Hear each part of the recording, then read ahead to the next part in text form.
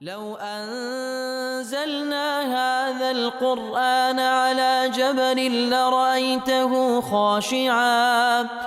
لرأيته خاشعا متصدعا من خشية الله. وتلك الأمثال نضربها للناس لعلهم يتفكرون. الحمد لله والصلاة والسلام على رسول الله وعلى آله وصحبه ومن والاه. السلام عليكم ورحمة الله. برزان خوش حال لواني دو سطن وهد لواني كاين تفسير القرآن بيروز بيم وخزمتان ومن بست رزامندي خواهي قوري وهيوادان بإيوي آزيش سودي لور بقرن. أعوذ بالله من الشيطان الرجيم. بسم الله الرحمن الرحيم. ولا تحسبن الذين قتلوا في سبيل الله أمواتا بل أحياء عند ربهم يرزقون. والله وكلوا أني رابرش لخدمة دوات دابون كخواي ورد فرميواتي مجن أواني كوال بيناوي خوا كجران أواني مردينة بلكو أواني زندين لاي پروردگاريان رزق وردقرن. اترت سندين حديث لو بابتي لوانا لو حديثي كوا أبو داود رواتي كرديا ابن عباس خواي يقول لخوي بابي رازبي دجيرته دفرمي قال رسول الله صلى الله عليه وسلم لما أصيب إخوانكم بأحد بتايبتي أواني كوا أو برانتان بيان صلى الله عليه وسلم أو برانة كاثك لأحد كجران جعل الله أرواحهم في جوف طير خضر. خواي يقول روحي أواني لناو سيقداني ياخذ لناو هناوي بالندي كسك دانايا ترد أنهار الجنة بسر باركان بهجدا دسورينوا تأكل من ثمارها وهروها لبربومي بهجدا خون وتأوي إلى قناديل من ذهب باشان أو تيراني أو بالندا كسكاني كوروحي شهيد كان ينتداو للرباركاني بهجدا دسورينوا لبربومي بهجدا دخون باشان تقرينوا ناو قناديل من ذهب. قناديل من ذهب وكزانان دفرمون وتوكو كو تيريك بيست بهيلانه هيتر أوانا هيلانان لو آما ذكرى أو هيلانش لزيرة معلقة في ظل العرش كواتا أو هيلاناني كوال لزيرة لبو أو تيريك كسكان آما ذكرى بتسيها الواسرايا لجير سيبري عرش هالواسرايا فلما وجدوا طيب مأكلهم ومشربهم ئیترکاتێک کەوا ئەو شەهیدانە دیتیان لە چ جێگایەکی خۆش و لە چ ناز و نیعمەتێکدان طیبە مەئکەلیهم و مەشرەبهم ئەو خواردن و خواردنەوەی کە دەیخۆن و مەقیلهم ئەو جێگا خۆشەی کە تێیدانە قالوا من يبلغ إخواننا عنا أن أحياء في الجنة نرزق. دەڵێن ناو یەک بە یەکتریان گوت باشە چێ دەبێت تەبلیغی برایەکانمان بکاتەوە کەوا لە دوای ئێمە بەجێمان هێشتا نەمردینە بۆی کە ئێمە زندین لەناو بەهەشدا ڕزقیش دەخۆین لئلا يزهدوا في الجهاد. چێ ئەو خەبەرەی ئێمە پێیان ڕادگەین تاوەکو بێنیاز نەبن بەرامبەر بە جیهاد بەڵکو چاویان لە جیهاد بی ولا ينكلوا عن الحرب پشت لە جیهاد نەکەن.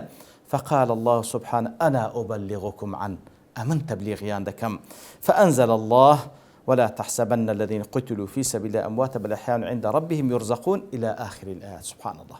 خواهي قورد فرمي أمن ئاگاداریان دەکەن. جز تەماشا دەکەی لێرە کاتێکەوە خوای گەورە دەفەرمی ڕوحی شەهیدەکان لەناو هەناوی تەیری کەسکدان دەسوڕێنەوە لە بەهەشت و لە سەرڕووبارەکانی باشتر لە ڕزقی بەهەشتدا دەخۆن و پاشان دەستنە ناو ئەو هێلانانەی کەوا لە زێڕە.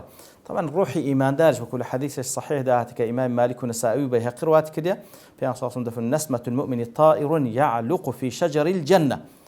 روحي إيمان تمشى أو جياوازي بك روحي شهيد لناو هناوي تيري كسقدان دسورين ورزقي بهج دخون دسنسر باركان بلام روحي إيمان دار كوا شهيد نبو هر بمردني خوي مرديا أو تيري كاب خوي يعلق في شجر الجنة يعلق وتتأكل لا بربومي داري بهج دخوا بلام ناس وريتوا حتى يردها الله إلى جسده يوم القيامة حتى وكو ديقرين توناو لا شكي خوي لبو زندبونه روج قيامته بلام أوان دسورين ولا بابرين جیاوازیان هەیە ئەوان دەبنە تەیرێک ڕوحی ئیماندار کەوا بە مردنی خۆی مردیە تعلق في شجر الجنة دەخوا لە بەروبوومی دارەکانی بەهەشت بەڵام ڕوحی شەیدەکان ناو هەناوی تەیری کەسکن دەسۆڕێنەوە بەسەر ڕووبارەکان و ئەوجا ڕزقی بەهەشتیش دەخۆن ئەوجا دەستنە ناو هێلانەی لە زێر دروست کرا لە ژێر عەرشی خوا سبحانه وتعالى. جا لێرەدا دەفەرمی معلقة في ظل العرش ئەو هێلانانەی کەوا ئەوان دەستنەوە ناوی لە ژێر سێبەڕی عەرشی خوایە. لێرەش خوای گەورە فەرمووی عند ربهم عیندا لای پەروەردگاریان. وەکو زانایان دەفەرمون هەممان دەزانین کەوا بەهەشت کە خوای گەورە وەسفی دەکات و پێغەمبەر صلی الله علیه و سلم وەسفی دەکاتن دەرەجاتە لە سەروی هەمویان لە سەروی هەمویان فردەوسە فردەوسی ئەعلا کەوا لە ژێر عەرشی خوایە. ئەو عەرشەی کە خوا سبحانه وتعالى ئیستوای لەسەر کردێ ئیستوان یەلیق بذاته سبحانه وتعالى. ئیتر نزیکن لە پەروەردگاریان لەبەرەوەی دەفەرمی ئەو تەیرانە دەستنەوە ناو هێلانەیەک لە زێر کە لە ژێر عەرشی خوایە سبحانه وتعالى کەواتە عند ربی لای پەروەردگاریان یورزەقون. پاشان لا حديث كوا إمام الترمذي وابن ماجه رواتيان كده جابري كرة عبد الله خواي يقول لخوي باب الرازي بدفرمي لقيني رسول الله صلى الله عليه وسلم فقال لي يا جابر ما لي أراك منكسرا. جابر دلي جيشت ما خزمت بيان صلى الله عليه وسلم فرموي يا جابر تشي دبينم أو هازور خم دخويو منكسرا وكبلي دل شكاو دياري. فقلت يا رسول الله استشهد أبي قتل يوم أحد وترك عيالا ودينا. بابم شهيد بو كجرا لأحد إتر من دالي ساوا وهرها قرزي شي بزيهشتيا. قال أفلا أبشرك بما لقي الله به أباك مجدد بي ندم بوي كخواي قوري بتشيويك بيشوازي لبابت كر. فقلت بلى يا رسول الله بلى بيم راقينا. قال ما كلم الله أحدا قط إلا من وراء حجاب. خوای گەورە سبحانه وتعالى قسەی لەگەڵ هیچ بەندەیەک نەکردیە إلا لە پشت پەردە نەبی. وأحيا أباك بەڵام بابی توی زندی کردەوە. فكلمه كفاحا ليس بينه وبينه ستر. خوای گەورە بابی توی زندی کردەوە و خوای گەورە ڕاستە و خۆ قسەی لەگەڵ فەرموو هیچ سترێک لە نێوانیان نەبوو. فقال يا عبدي پێی فەرموو ئەی بەندەی خۆم تمنى علي أعطيك تمنى بکە شتم لێدا بکە پێت ببەخشم. قال يا رب تحييني فأقتل فيك ثانية. أوي داواکاری من أخواه زارش کە زندیم کەوە تاوکو لە پێناوی تو دیسان بکوژرێمەوە. فقال الرب عز وجل إنه قد سبق مني الحكم أنهم إليها لا يرجعون.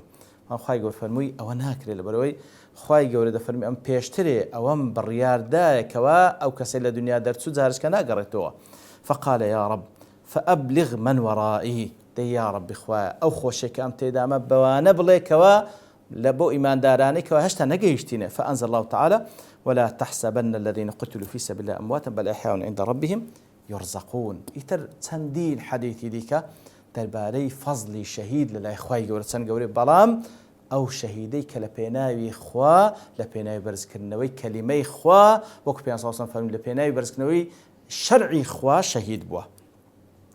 جا خوای گەورە لە درێژەی باسی ئەوان فەریحینە بما ئاتاهم الله من فضله دڵیان خۆشە بەو فەزلەی کە خوا پێیانی بەخشیە. فرحين بما آتاهم الله من فضله لدواء الشهيد چ فضلشان پێ بەخشرا. ويستبشرون بالذين لم يلحقوا بهم من خلفهم ألا خوف عليهم ولا هم يحزنون. ويستبشرون مجدە بە یەکتری دەدەن مژدەیان پێ دەدرێ خەبەری خۆشیان پێ دەدرێ و خەبەری خۆش بە یەکتر دەدەن شەهیدەکان بالذين لم يلحقوا بهم من خلفهم بخبري خوش بو براني كهشتا نگەیشتینە ئەوان سبحان الله. يعني واني كشهيد بووینە مژدە بە یەکتری دەن و مژدەیان پێ دەدرێ دەربارەی ئەو برانیان کە هێشتا لە دنیایانە و نەگەیشتینە ئەوان ألا خوف عليهم ولا هم يحزنون. سبحان الله. يعني خەمی برایانی خۆشیانن خبریان پێ دەن دڵیان خۆش دەکەن بەو برانی کە هێشتا نەگەیشتینەنگۆ ئەوانیش لا خوف عليهم ولا هم يحزنون. ئەوانیش ترسیان لەسەر نییە لە داهاتوویان وخەم ناخۆن لە ڕابردویان بەرەوەی لە پێناوی خوا دەژیان و لە پێناوی خوا دەمرن. لەسەر ئەوەی يستبشرون بالذين لم يلحقوا بهم قال السدي يؤتى الشهيد بكتاب فيه دەڵێ ئەوەی کەوا شەهیدە کتابی پێدەبەخشرێ نووسراوی پێدەبەخشرێ چی تێدا نووسرایە يقدم عليك فلان يوم كذا وكذا. سبحان الله. فلانة برات كهشتا لجيان داما فلانة روج أويج ديتلات، ويقدم عليك فلان يوم كذا وكذا، وفلان كسيش فلانة روج وفلانة روج ديتلات، فيسر بذلك كما يسر أهل الدنيا بقدوم غائبهم. سبحان الله.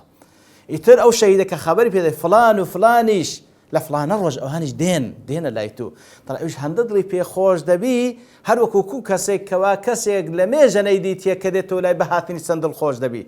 يتر سبحان الله وكو زانان دفرمون أو شهيدان فعلا همو صفات الزنديان تدا رزقيان بيددري عند ربهم واروا خمي براني خوش يعني لباش خويان دبي أوانيش بين لايما بلى مجدان بيددري كأوانيش لا خوف عليهم ولا هم يحزنون. اوانش خبريان پێدەدرێت کەوا یان خبریان پێدەدرێت دەربارەی برایانی کە لە پاش خۆیان بەجیانیان هێشتە ئەوانیش دەگەنەوەوان ئەوجە بە شەهید بوون یاخود بە مردنێک فی سەبیلە بە هەر شێوێک لا خوف عليهم ولا هم يحزنون. يستبشرون بنعمة من الله وفضل. يستبشرون کەواتە مژدەیان پێدەدرێت دەربارەی برایانیان ئەوە بەڵگەیە لەسەر ئەوەی کەوا زۆر خەمی برایانی خۆیانە. سبحان الله. ومجدان بيدري بنعمتي إخوة وبفضل إخوة سبحانه وتعالى. يستبشرون بنعمة من الله وفضل. مجدان بيدري بنعمتي إخوة يقولك كوا بيان دبخشي وفضل وزيادش ببردوامي بيان دبخشي وأن الله لا يضيع أجر المؤمنين. وهروها مجدان بيدري كوا بالتأكيد بيقمان إخوة يقول سبحانه وتعالى أزر باداشت إيمان داران ضايعناك بەڵکو بە ئەضعاف مضاعفە خوای گەور پاداشیان داتەوە. ئەوجا خوای گەور سوبحانە وتەعالە لێرە لە زیادەی بابڕین لە وەصفی ئیمانداران چ دەفەرمی؟ ئەو ئیماندارانی کە خوای گەور وەزعیان زایناکە چێن؟ الذين استجابوا لله والرسول من بعد ما أصابهم القرح. ئەوانەی کەوا استجابوا وتأجابوا وەڵامیان داوە سینەکەش لەبۆ ئەوەی کەوا الزيادة في المبنى تدل الزيادة في المعنى كواتا استجاب واتتساق ولامي خوا وبيغمبري خوايان دا وصلى الله عليه وسلم ولامي خوا بويك ولامي ديني خوايان دا ولامي بيغمبري كان دا وصلى الله عليه وسلم لدواي اويك أصابهم القرح لدواي او ناخوشي برين سختانان بسر هلا أحد هيشتاج ولامي خوا بيغمبري خوايان دا للذين أحسنوا منهم واتقوا أجر عظيم. لو أو كساني كوا أحسنوا منهم لبو التبيين واتأواني كوا أو إيمان داراني كوا إحسانيان كلا عبادة إخواي قولوا إحسانيان كلا لقلبان دكاني إخوا واتقوا والتقوى إخوان كرد سبحانه وتعالى إخوان لما ناهي كان باراس أجر عظيم أجر باداش تيشي يقزار زور قوليان هي ديارة أوش اللير دا وكوزانان دفنوا بتابتي إمام الرازي رحمة الله دفنمي أولا درباري غزوة حمراء الأسد فهي المراد من هذه الآية فإن الأصح في سبب نزول أن أبا سفيان وأصحابه بعد أن انصرفوا من أحد باشا أبو سفيان طبعا لويندر أو كقائد جيشي كافر كامبو لدواء الأحد قرانوا وبلغوا الروحاء جيشنا منطقة الروحاء ندموا وقالوا بشمان بونو قتيان إنا قتلنا أكثرهم ولم يبقى منهم إلا القليل فلما تركناهم زور ما لوان كشت يا أخوة هندق ما بنو لو نقرأينو أوان كش همي خلاص كان بيجزاري بل الواجب أن نرجع ونستأصلهم فهموا بالرجوع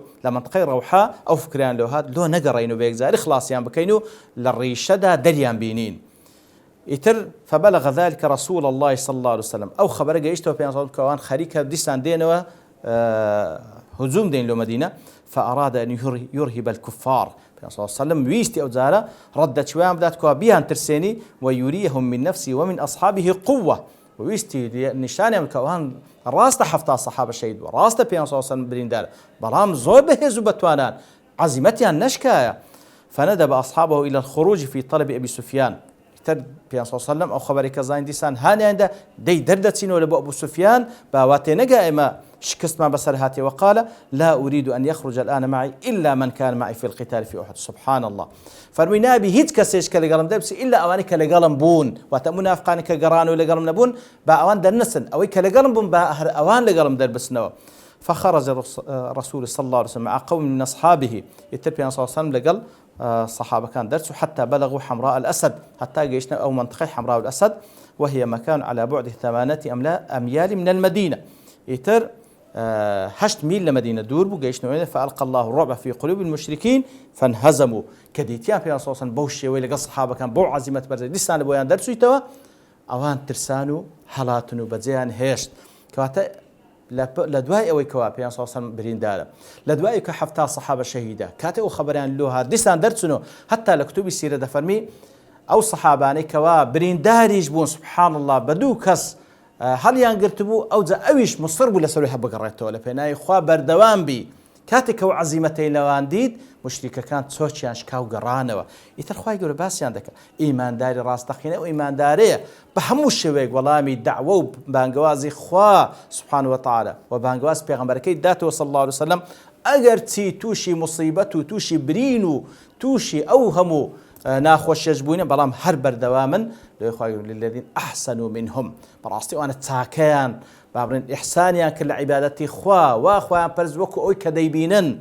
وهروها تاكا كان لقل دور بريشان وهروها واتقوا وهروها خوان لهمو قدغ مناهي كان باراس وهن أزر باداس تيشي زور قوريان هيا لأخوة يقول لبارن خواه يقول أو إيمان ويقين ما بيبخشي كالظمني أو إيمان داران بين كفعلا آماده من استجابي فرماني خوا سبحانه وتعالى فرماني پیغمبر بكين صلى الله عليه وسلم إحسان بكين تقوى بكين تاوك أبلو بدز بينين وصلى الله وسلم على نبينا محمد وعلى آله وصحبه أجمعين وآخر دعوانا الحمد لله رب العالمين. لو أنزلنا هذا القرآن على جبل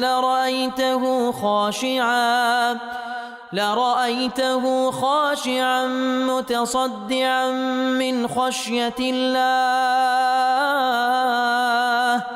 وتلك الأمثال نضربها للناس لعلهم يتفكرون.